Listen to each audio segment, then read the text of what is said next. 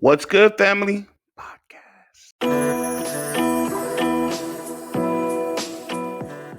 What's good, and thank you for tuning in. Today, we got a very, very important guest, Mr. Dominick, who's going to be with us today as we talk about from married life to single life. He's going to give his input, his experiences, and we look forward to hearing from him. So let's get this conversation started off right. Yeah, I'm gonna jump in. Even with you saying that you're big on a two-parent household, and I'm just gonna give it to you straight. Just even from your motives in trying to repair the relationship wasn't in the right space because it was more so, hey, I want to stay together for the kids. We got to do this so the kids. It wasn't because, hey, I want to fix this because I did wrong. It was, I want the kids to have both of us. We need to stay together for the kids. But a lot of times, bro, we do more of a disservice to the kids staying together because of them than if we would separate and let them experience what it feels like to have peace and harmony. So, and what I mean by that is if the communication wasn't there, so if you have a son, if you have a daughter, your son is learning not to communicate with his wife. You are actively giving him that example of, okay, hey, as a man, you don't have to communicate with your wife. You don't communicate your feelings. That's the example that is being set forth, which is it's not a great example to set for a son. And for a daughter, it's setting the example that, okay, my husband is not going to communicate his feelings to me, so that leaves me to assume and all this other stuff. So I feel like you gotta look at what's in the best interest for the kids, and this may be what's in the best interest for your kids so they can grow up in a functional, normal household experiencing this is how a healthy relationship is. And it's not saying nothing bad about you or your wife. It's saying that this may be the best example for them, and it's a hard way to look at the situation, but you want to give your kids the best chance at life possible and the best chance at healthy marriages. A lot of times we get the example of dysfunctional marriages and we think dysfunctional marriages is a normal thing when that's actually not a normal thing. What you see on TV, all the fussing and fighting and stuff, that's not a normal marriage. A normal marriage consists of, hey, we're communicating, we're talking about our feelings. I may not know how to verbalize everything I'm feeling, but this is my starting point. You get what I'm saying? Oh no, I do. I do. I think that's why I made the statement that that's how I was at first. I was so like big on thing, but it took me being away like from the kid, kind of taking a step back and say, okay, maybe the motives of okay, I shouldn't. It's like a hard pill to swallow. To be like, okay, I may have to be that very parent that we just have to, like you say, we have to do it separate. We have to show a very healthy relationship. And I was thinking more so on the kind of kids and they, the disability. Hmm. My son and them, they got accustomed to it now. But Yeah. they now getting used to, whatever. As The long as two they see, yeah, they got two homes. yeah, so they got, so it was like at first it like I say, it's just that rush of adrenaline to be like, oh no, like you don't want to because you start worrying about the look, how it really looked. Like, man, you broke your family, you broke your family up. But everybody don't, you try to focus on yourself. And I was trying to focus on how people would look at me. Like, man, Hmm. how you just let your family go like this on it? And I didn't, I kind of just I that mean, kind of resonated. perception is hard, and that's one of the things we definitely have to overcome. And I say it in that aspect is because the outside doesn't see what's going on the inside. Hmm. And you can look like the perfect couple on the outside, and in the inside, the home is hell. One of the things that I've learned from my wife and from her family is to be truthful. Be truthful about your feelings, be truthful about your situation. And it's a hard thing to do because I'm thinking somebody may perceive me as weak because my household is in this state. But at the end of the day, they don't live in your household, so they don't know what you're going through. Hmm. Being open and honest is always going to be the best policy because there could have been or there may be even now after somebody sees this, who will take you up under their wing and be like, hey, look, going forward, maybe you should conduct yourself like this. You should do things like this. I believe iron sharpens iron. I'm always going to be here for you and here for you, for your ex-wife, because I look at y'all as family. But you gotta be open and honest about what you're going through and where you're lacking. You gotta take self-inventory of yourself. And hey, I don't have the knowledge or the experience in going through this. How do I go about getting it? How do I go about who do I need to talk to where I Mm-hmm. can be better equipped to deal with these situations? Experience comes over time, and with experience comes wisdom.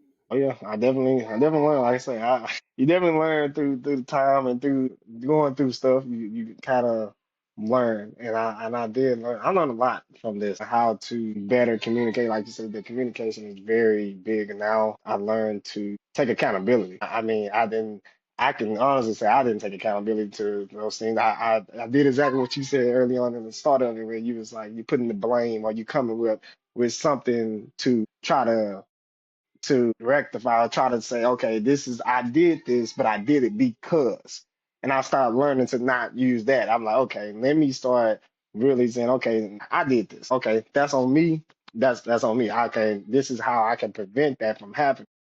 And it's not easy. Don't get me wrong. No, it's not. It's not easy to be able to take accountability. I just I can honestly say I never just did that just openly until I was faced with adversity. No matter how I try to mix it up in my mind and be like, man, I know I did this because I did this. Oh, I did it because man, I felt this type of way, but I didn't express that to the person who I should have expressed it, so it don't become valid.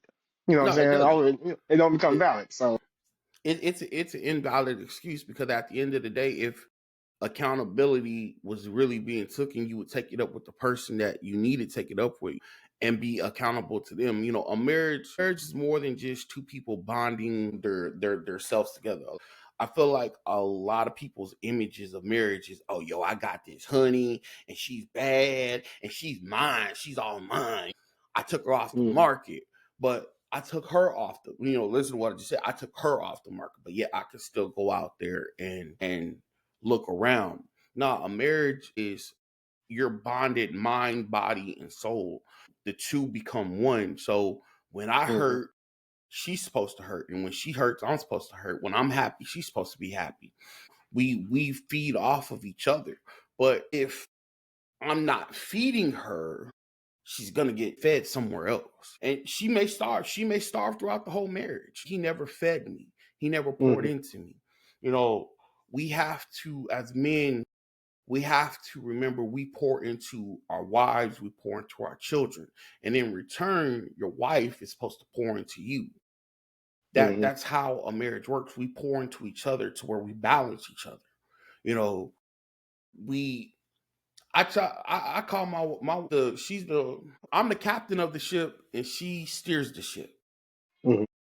And one person came up to me and was like, "Oh, well, you let your wife call the shots." I was like, No, I don't. I let her do what she has to do. My wife handles more of the finances in our marriage. Mhm, And it's not saying that I can't handle the finances, but she's better at it than I am. So mhm. I go to my wife a lot of times with, hey, I need some money. Can you spot me some money? And Yes, granted, man. I'm Yeah. working for it, but and he found that to be in a sense of my wife runs me because I don't have access to it freely. Mhm, But like I told him, I said, I am the captain of my ship. But mhm. does the captain steer the ship or the captain plotting the course? Yeah.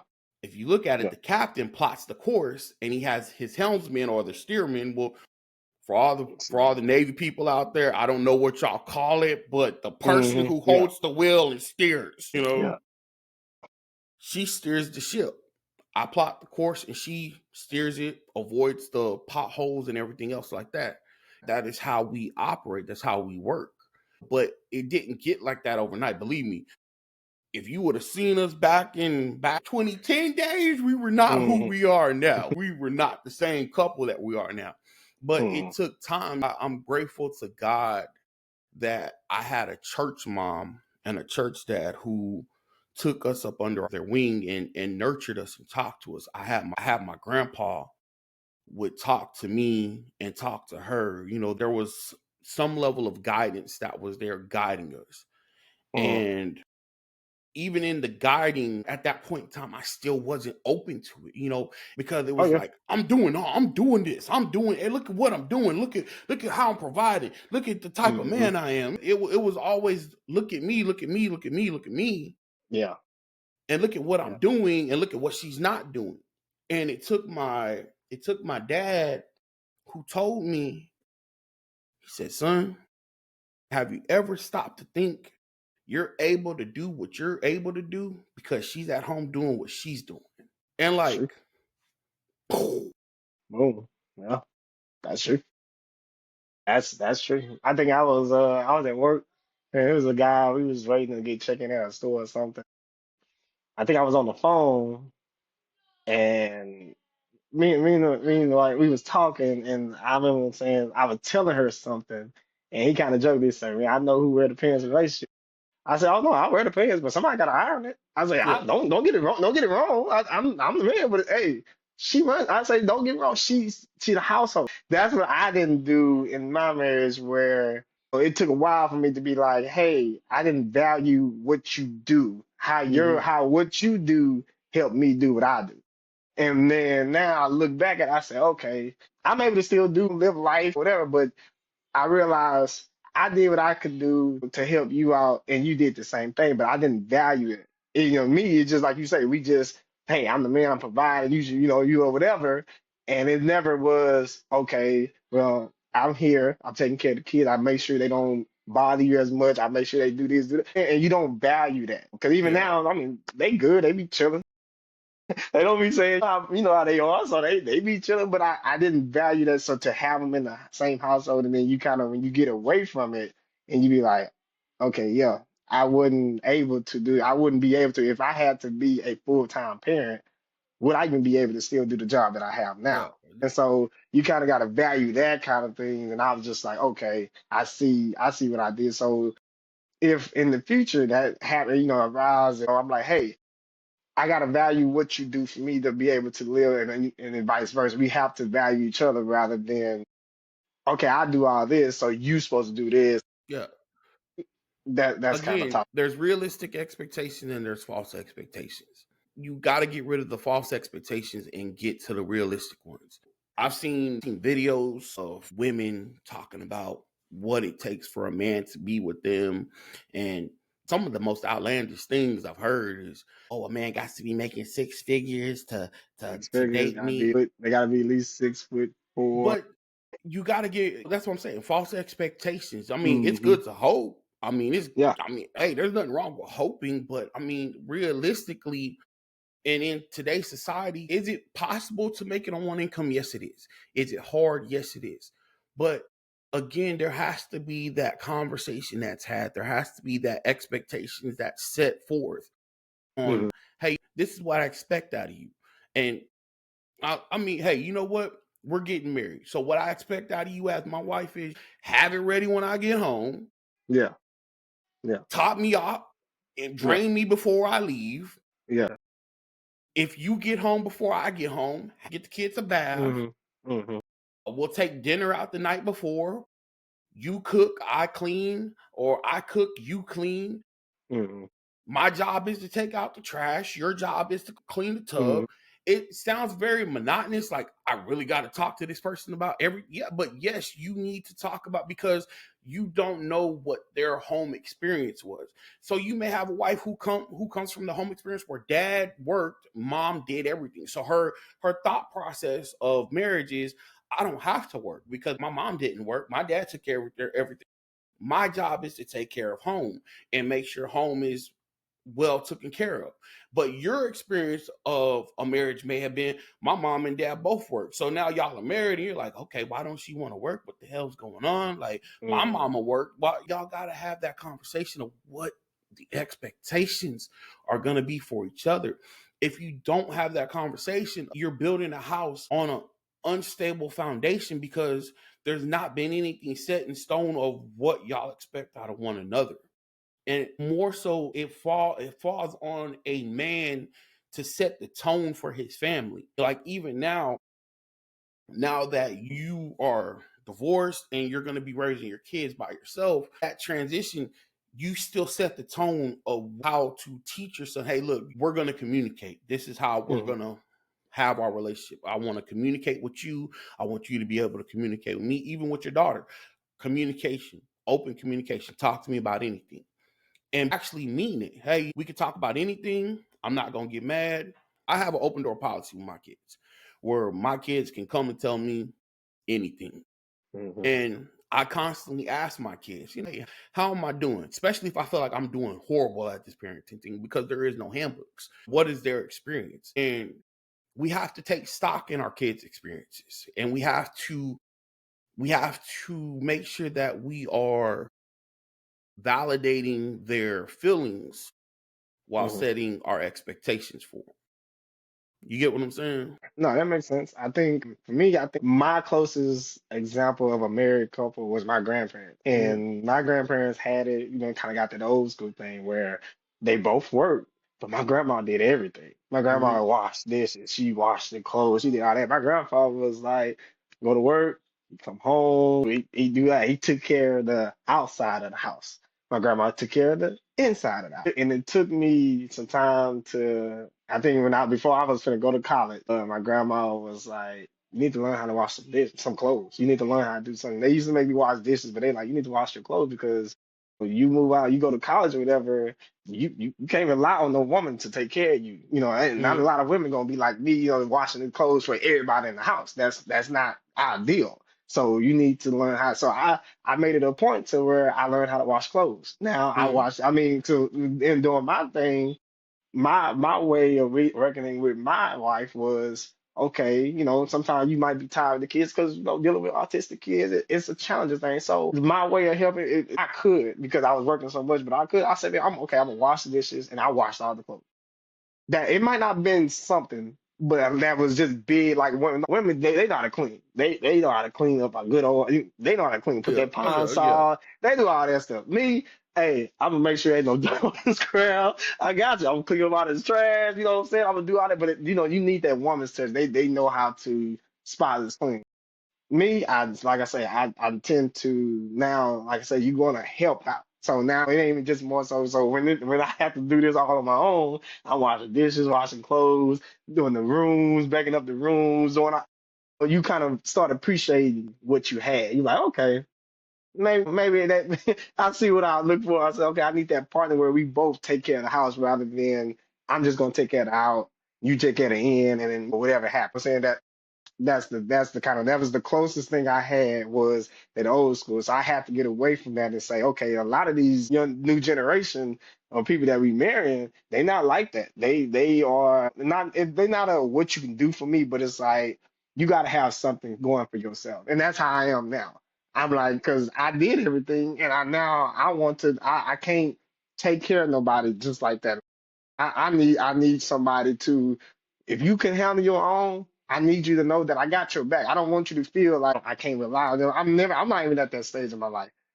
I want to develop a empire with someone who, hey, what you have, what I have, when we grow it together, we can do something better for our kids, et cetera, Mm-hmm. rather than okay, you got your stuff, I got mine, and well, I don't need you, I got my own money. I'm never gonna think like that. I'm never gonna just break up with somebody because oh well, I got my own money, I don't need you. No, I'm here for you. I'm not here for your money. I'm not here for what you can do for me. I'm here for because I know life. I can see life in the future, and I say, man, I can grow old with you. Whatever we have is just a plus. But me and you personally, I can grow old with you. So that's what the life that I'm focused on, rather than okay, you got your own car or something, so you got Mm-hmm. to pay your own car.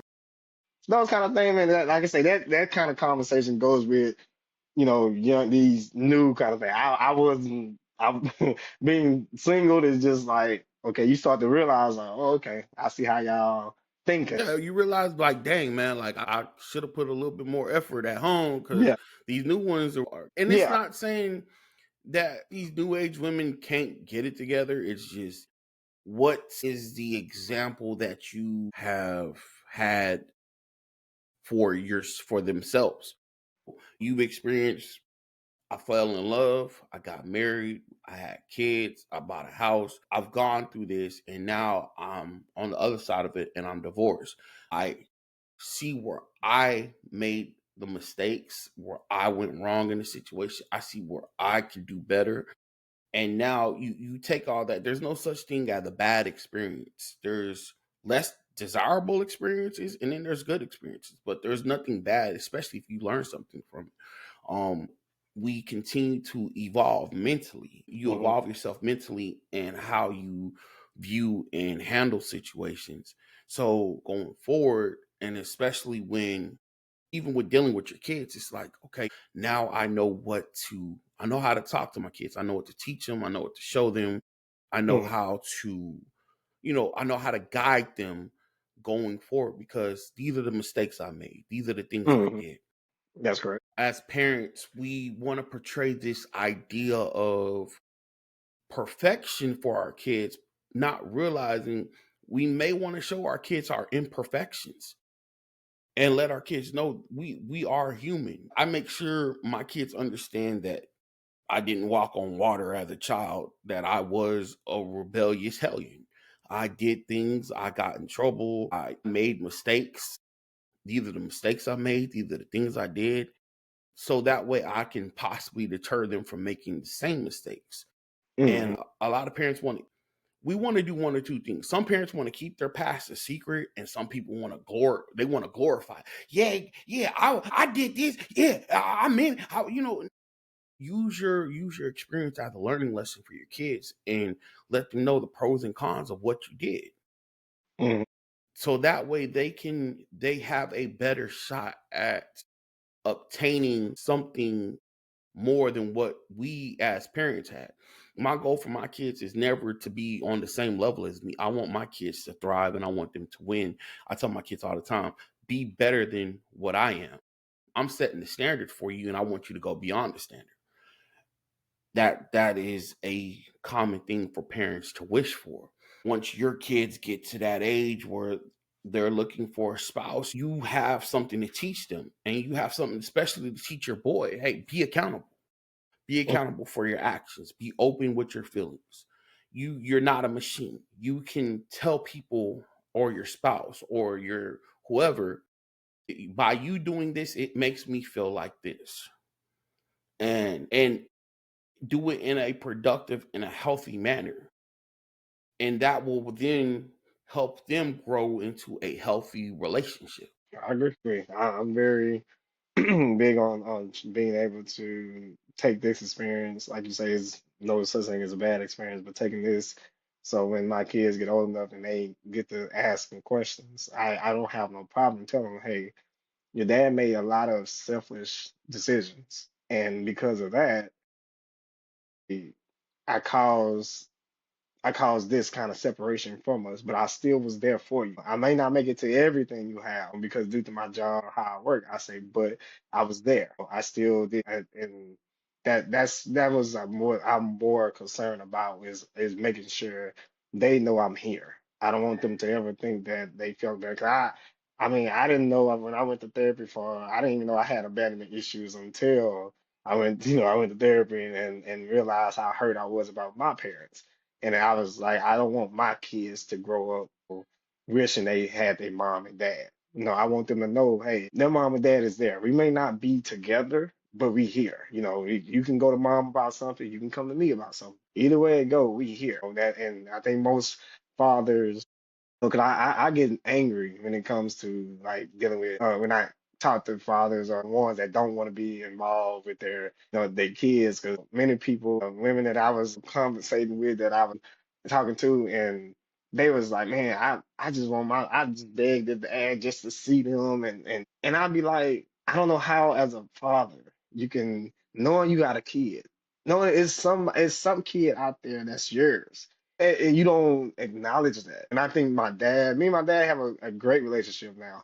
I used to be like that towards him. I used to be so mad, but it took me to realize that he was young when they had me. When they was in Mm. high school.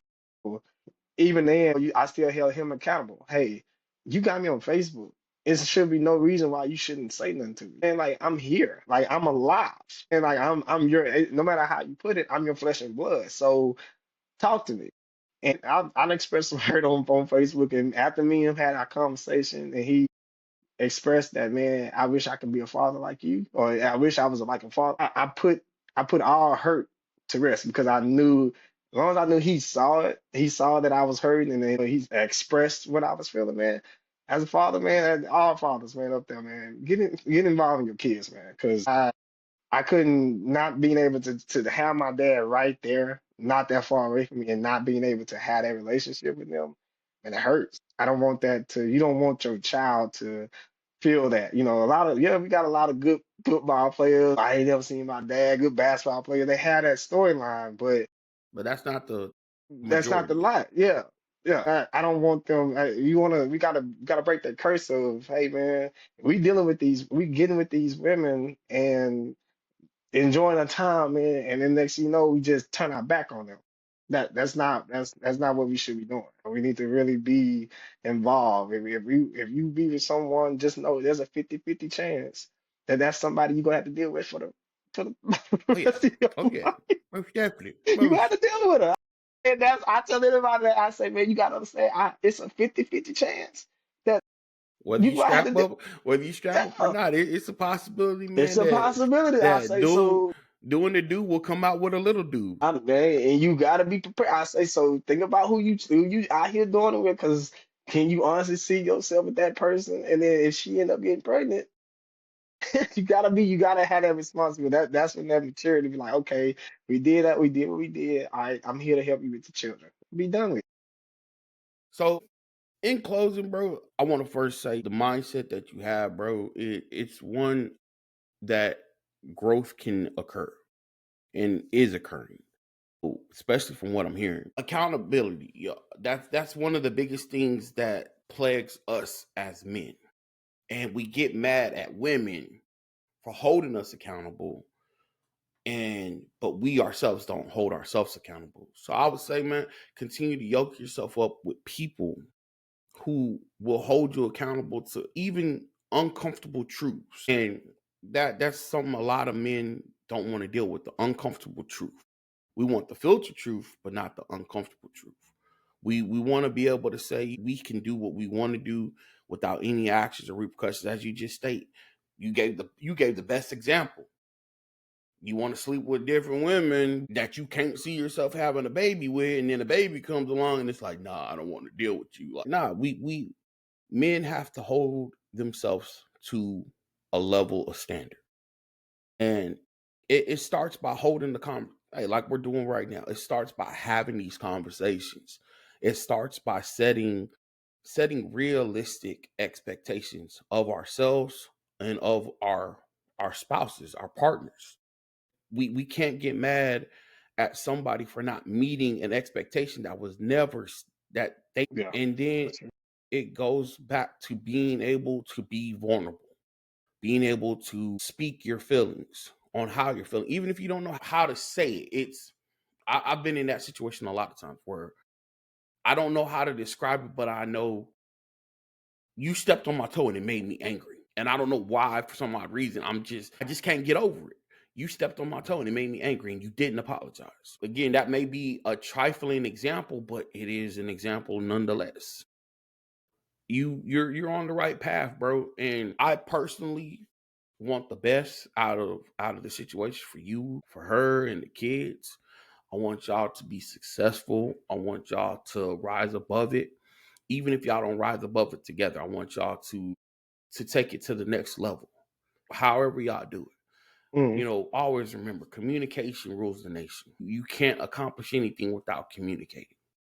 And that's one of the things we have to teach to our children, to be very open, very, very open with their feelings, be very open in communication.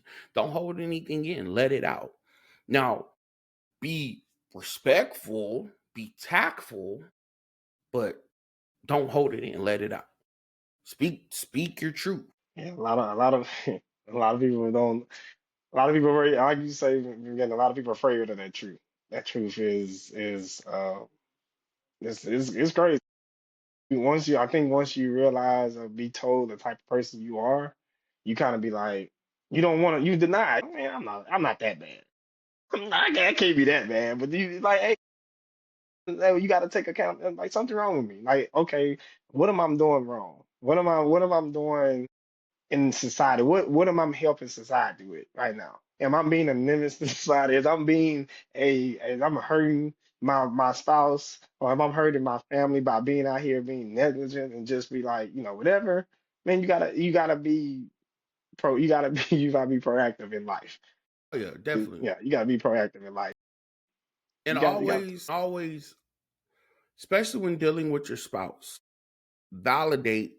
You have to validate their experience, because you got to remember, you don't experience you. You oh no. you are you. Yeah. Your spouse is the one who's experiencing you. So you have to Hmm. validate their experience with you, even if it's ugly. You got to be willing to ask questions. How do I get better? Where do I start to fix where I'm messing up at? I.e., your spouse says, you know what? You snore too doggone loud. Okay. Naturally, you're going to, how do I fix the snoring? It's beyond my control. You go to a doctor.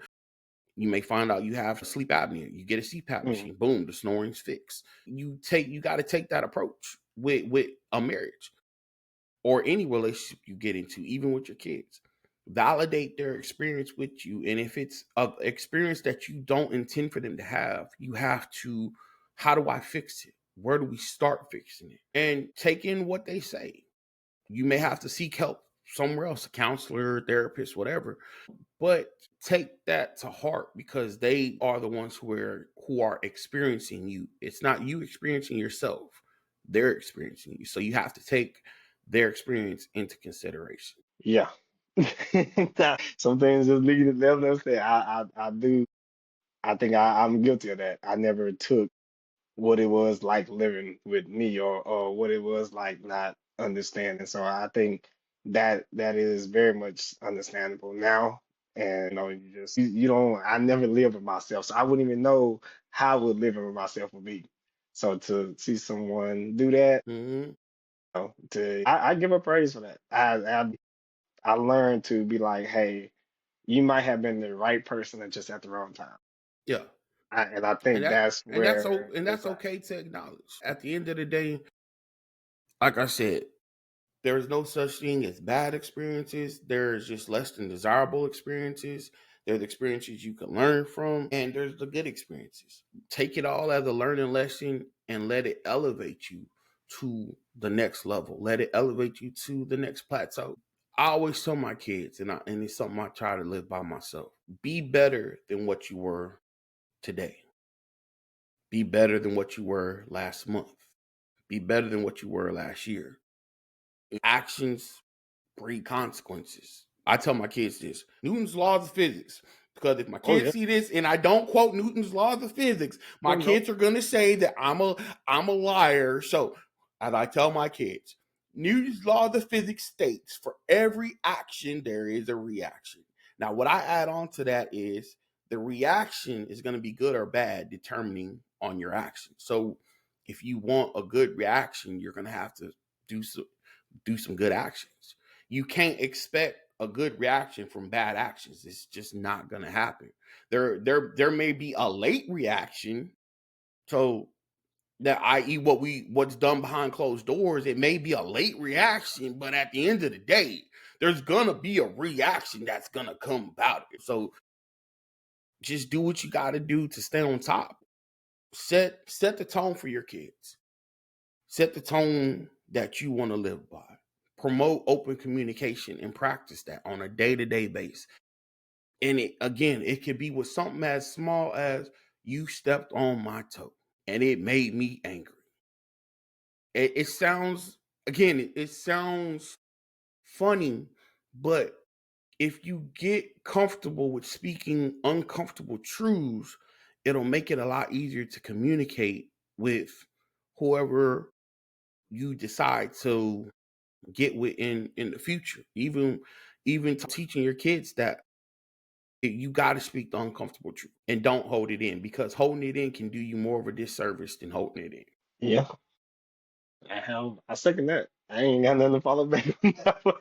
I second that one, man. I truly believe, speaking, I learned in therapy to be able to just don't hold nothing in. Just, sometimes it's good to, of course, we was raised to not cry, but sometimes it's good to cry. Sometimes it's just good to just be able to cry, just to be able to just let it, just be like, you know what, I'm hurt. Ball your eyes out, cry if you Yeah, got to. cry, man, cry. It's okay.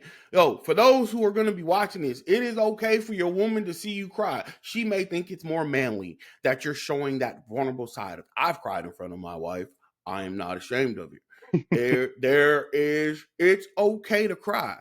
I mean, what was it? Like Jenny, she had a song that says cry. He did. Yeah, He I didn't can't say he sing, didn't sound y'all, like but I'm that, but he just. did. He did have a Well, song. I know it did. It He didn't did have. sound like that, but the song did Told the have that people. in there. Yeah, I didn't want them to go look for the cry and then they go find the song. So I just want to let them know, yeah, it's a song out there that he did say those words, but just not in that phrase. Yeah, it wasn't. It Just wasn't let. like that. Yeah. Yeah, I didn't want them to record that part and then go to Google and say, "Hey Siri, find this song," and the Siri go like, "What is that?" I didn't want that to happen. So I just want them to know. Yeah, yeah, no, it's good to cry. Sometimes it's good to express anger. I've learned to just sometimes just I found you got to find a hobby. I think I was able to get through my pain by trying to find something to do in the times that I'm not just sitting at home derailing on the past. Mine is Yo, if both. y'all want, y'all can play Fortnite with me. Man, Just my God, hit me up on the man. What's Good Family podcast. I do be on Fortnite. I am a gamer. I game with my kids. So hey, when I'm not doing this, I'm playing Why Fortnite. And if I'm why not at Fortnite, Fortnite? I'm working. What's up? I ain't never played Fortnite, so I don't even know. I play Call of Duty. So what is I see my brother-in-law, he be playing Fortnite like crazy. What is so unique about Fortnite? I need to know Yo, what we're gonna get into that. Let's hold on. I'm gonna give you the last word. We'll talk about this outside the studio. I'm gonna give you the last word. All right, D, hit us with the last word, bro. What you got? What you got? man, last word is, man. Be accountability. Accountability, being able to accept your truth and being able to accept who you are. Just man, we gotta hold ourselves accountable in life. And I believe and if you can do that and put that in every aspect of life, whether it's your marriage, your job, your kids, you never know it. Life will be so simple after that. Y'all heard it first. Accountability. Thank y'all for tuning in. We'll talk to y'all again next week. Okay. Au revoir. Next week. See you Okay. later.